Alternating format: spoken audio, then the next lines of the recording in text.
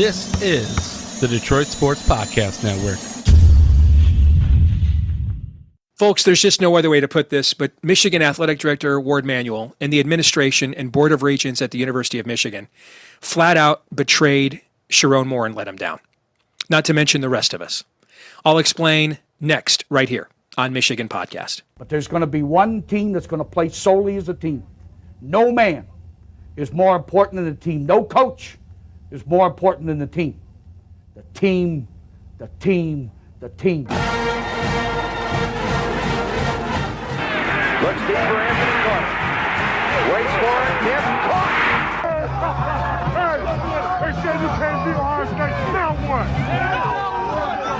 Brady gets terrific. Throws it. And a touchdown. Knight again. Schultz just before Brazil got him. And a leaping interception by Woodson. Harbaugh back to throw over the middle. Caught by Collier at the 5 on his feet. Touchdown, Michigan. On its way. It's good. He's 5'7", 179 pounds, a junior at Michigan. But Jamie Morris packs a wallop, and he delivers for Bo Schembechler. And here's your first play. Pressure coming. Sack. It is Glenn Steele, number 81, who fought his way through the traffic. Option. And Robinson calls his own number, and he's going to score. Oh, an easy touchdown for Robinson and Michigan.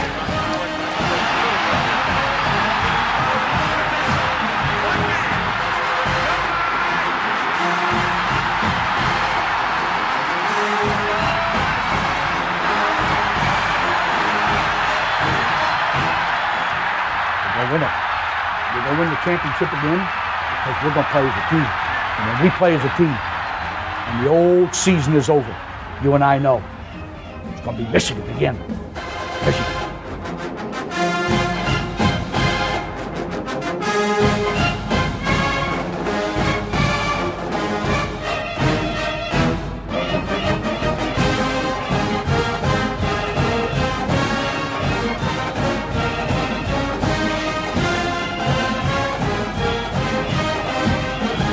Go Blue, I'm Steve Deace. Welcome to a special edition of Michigan Podcast. This will be a shorter edition. I'm going to come clean about some things that I know that I've kept to myself over the last couple of years and connect some dots that I think need connected in light of really the gutless, feckless, shameful, disgusting, cowardly announcement that Michigan made on Monday of a self-imposed suspension of head football coach Sherrone Moore for 2 games. And I think some air needs to get cleared. And, you know, I don't do this for money. It's a hobby to me.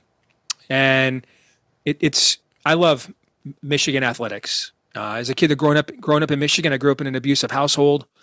And Michigan sports were a lot of times my sanctuary from what was going on in my home. And on more than one occasion, man, I just turned the game up, whether it was Frank Beckman and, on the radio with Jim Brandstatter or Keith Jackson and Bob Greasy rocking the mic on ABC. More than one Saturday afternoon, I just turned the game up just to drown out the verbal and physical abuse from my old man towards my mom and my little brother in the home. Next to my faith and my family, now it's a distant third behind those 2 things. All right. Those 2 things existentially matter. Michigan athletics don't. But next to those 2 things, folks, nothing in my life has brought me more joy than being a fan of the Michigan Wolverines. And now I get to share that with my son. I'm down here in my man cave. You're just getting a look at one corner of this man cave. But this room goes on a bit. And it's a shrine to the experience of my fandom of being a Michigan fan for going over 40 years. You open the door to my basement and come down into the man cave, and you see relics of my Michigan fandom from the very beginning. I've probably spent the gross domestic product of a poor Latin American country on my Michigan fandom over the last 41 years. So what I'm about to say is brutal honesty, but it's all from the heart, because I'm really concerned that the people in charge of this thing that has brought so many of us so much joy will frickin' ruin this thing if they don't get their heads out of their maize and blue keisters. Okay? And I've got sources too. I'm not Chris Ballas. I'm not Sam Webb. I'm not in that business. Those guys do a great job. That's why I pay them. I've been subscribers to their various websites for over 20 years. So I don't get into that business. It's not what I do. I have another job, takes up 18 hours a day for me already. This is a passion and a hobby of mine that I just do for fun. But, as the show has grown and become more well-known, I've gotten to know boosters and insiders and former players like a lot of other, your insiders have. And I hear things. I don't report them. I don't get involved in that. I let guys who've got time to track things down and make a living doing that. That's their job, not mine.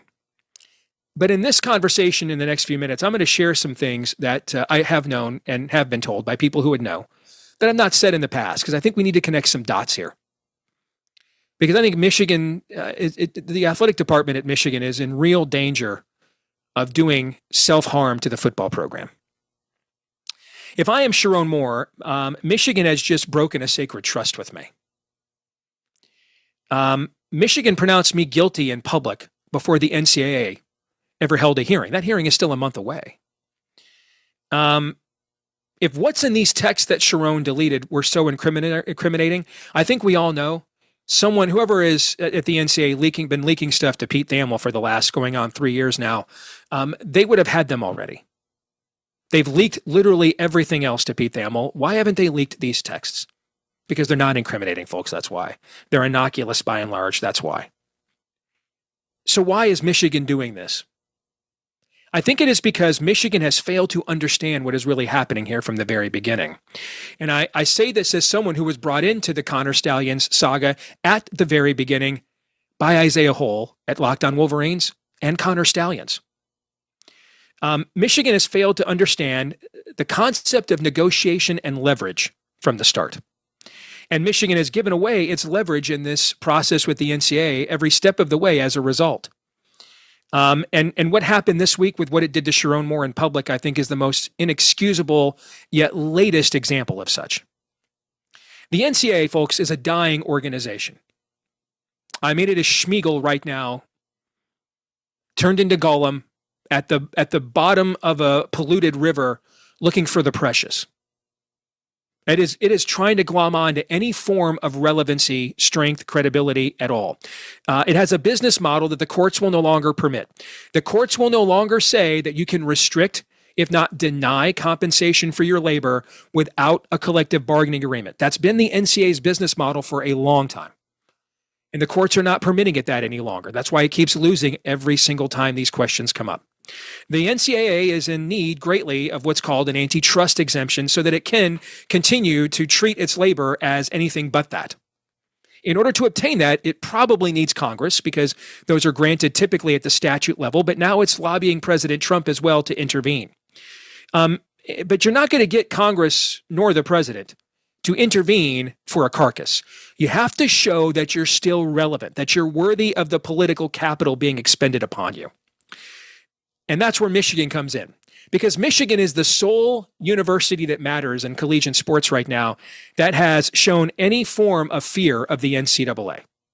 All of the current, whatever that amount is, all of the current credibility and leverage that the NCAA can claim it publicly has, it has come exclusively at the expense of the University of Michigan the last few years.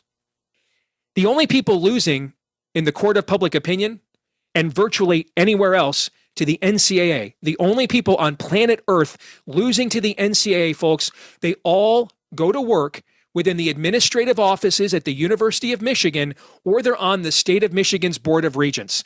There's 7 billion people plus on this third rock from the sun. And the only ones getting their asses kicked by the NCAA are all in the administration at the University of Michigan or Michigan's Board of Regents. Shameful.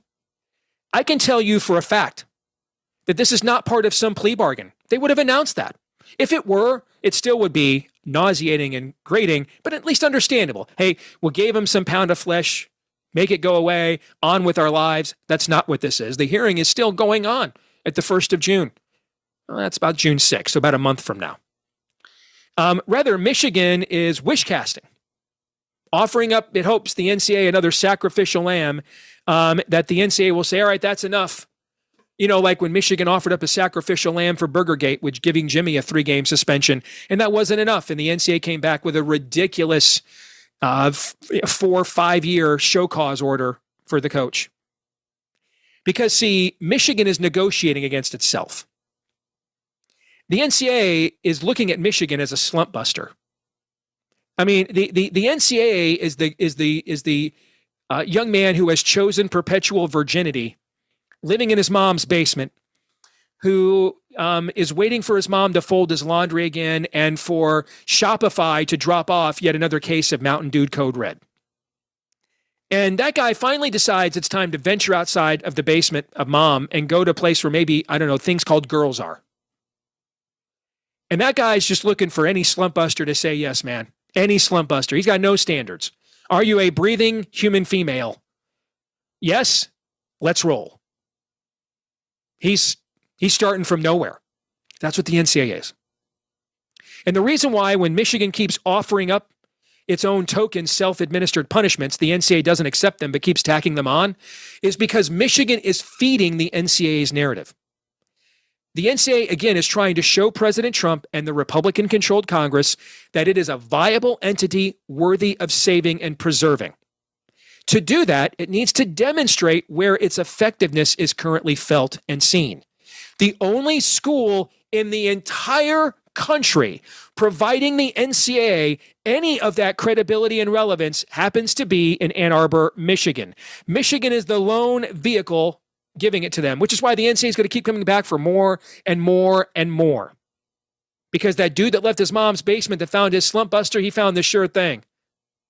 So he's going to keep coming back for more and more and more. Like I said, Michigan is still facing that hearing next month. It is negotiating against itself. At no point in any of these various NCAA sagas has Michigan's preemptive sacrifices been accepted by the NCAA, and I certainly would not expect that this will be the case again this time around.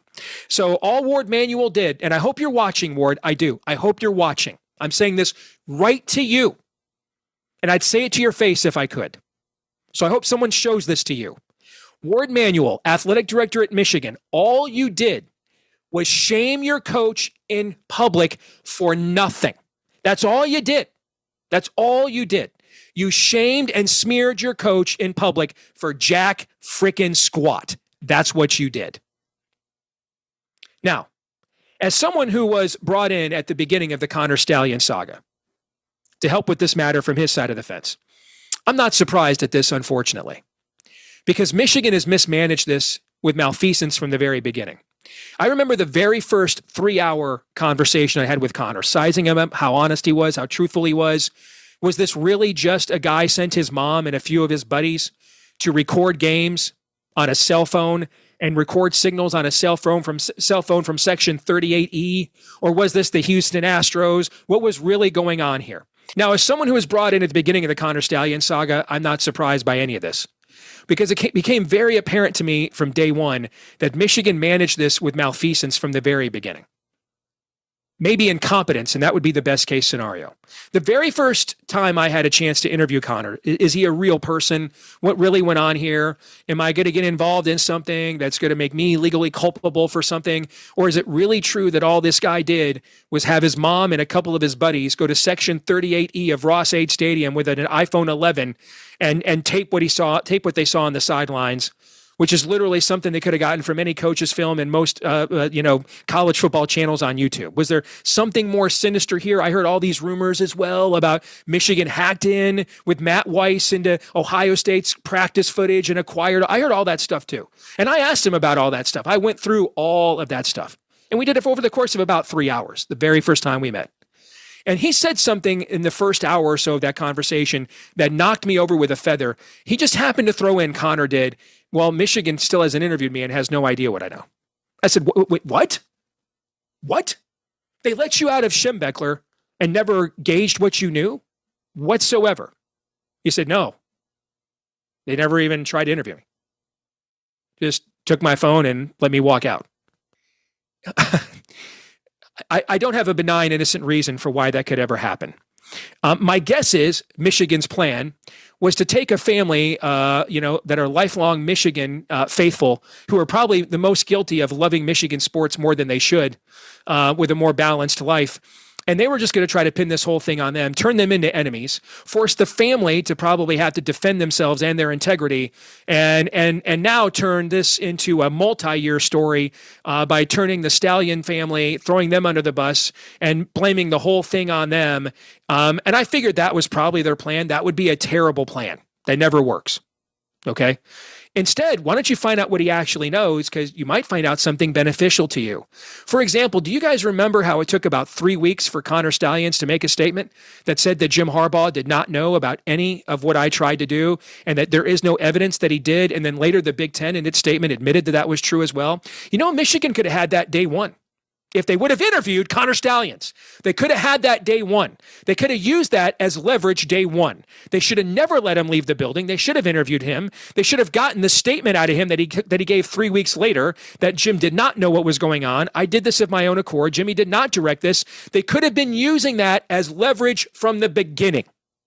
Something to salvage their position from the beginning. But they didn't want to know, or didn't even think to know, and let him walk out of the building. And somehow some schmuck in West Des Moines, Iowa named Steve Deace knew way more about what Connor Stalions did or didn't do than the frickin' administration at the University of Michigan did. The amount of malfeasance and mismanagement that has to take place for that situation to occur. Listen, man, I love me some me. I've got pretty high esteem of my own gifts and abilities. They ain't that high.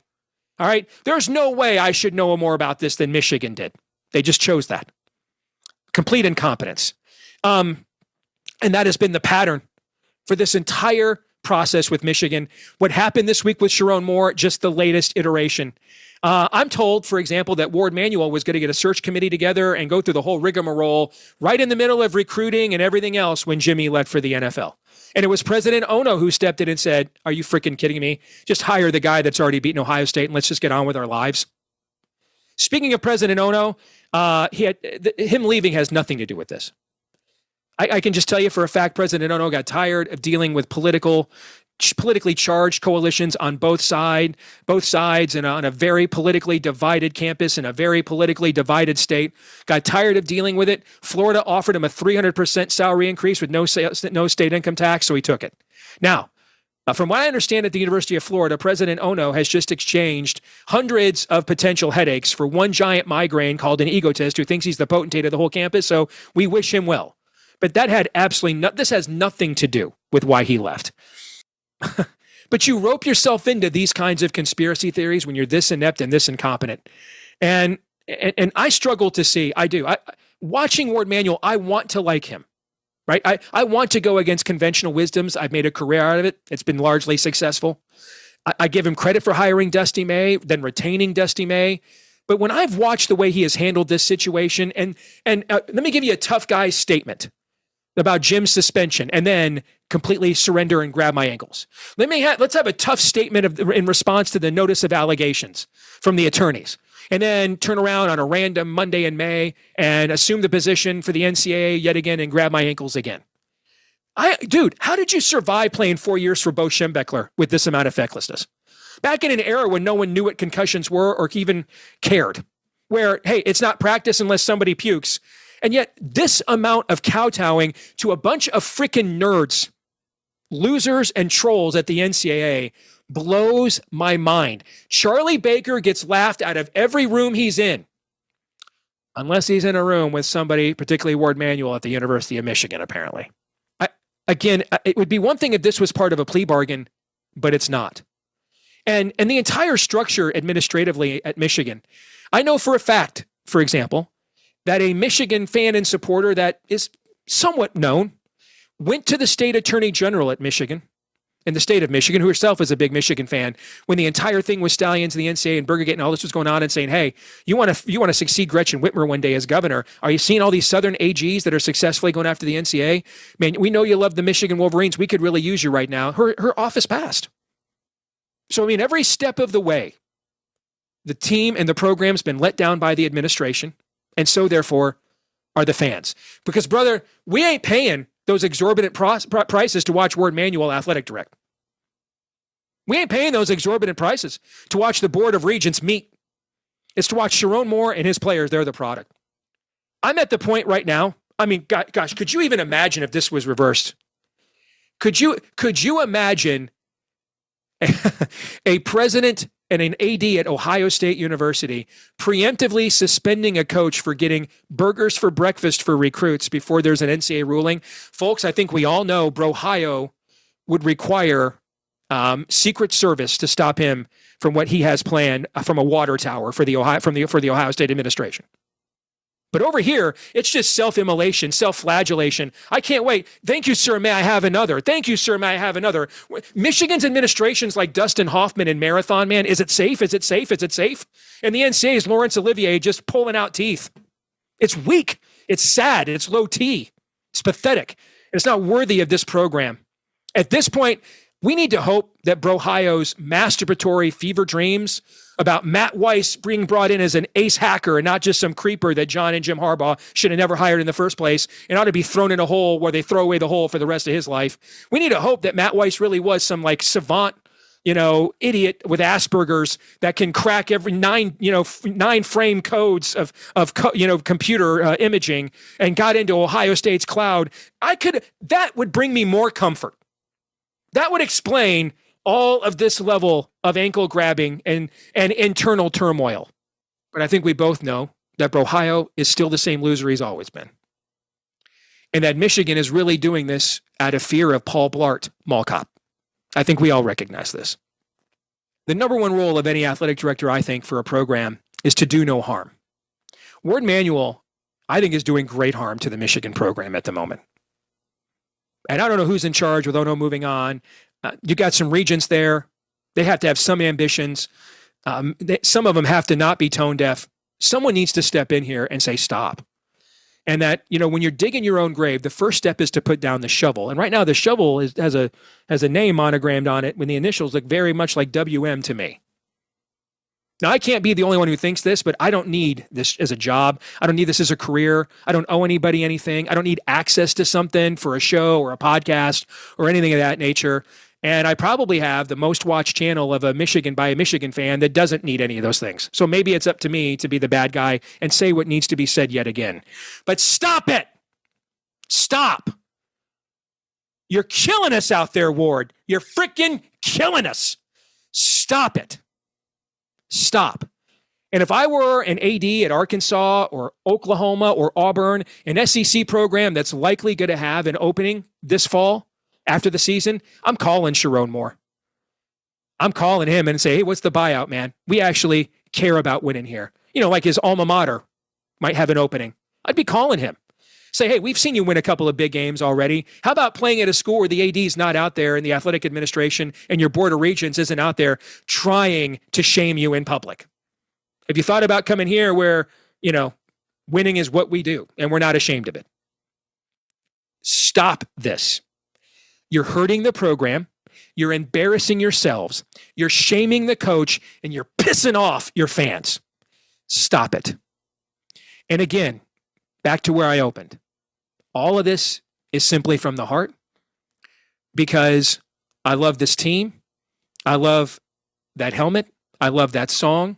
I love the memories. And I love the moments. And I'm afraid if this level of mismanagement continues, those things that we got to take for granted in our time, in my son's time as a fan, he may not be able to with the current leadership behaving as it is. Stop it. Go Blue.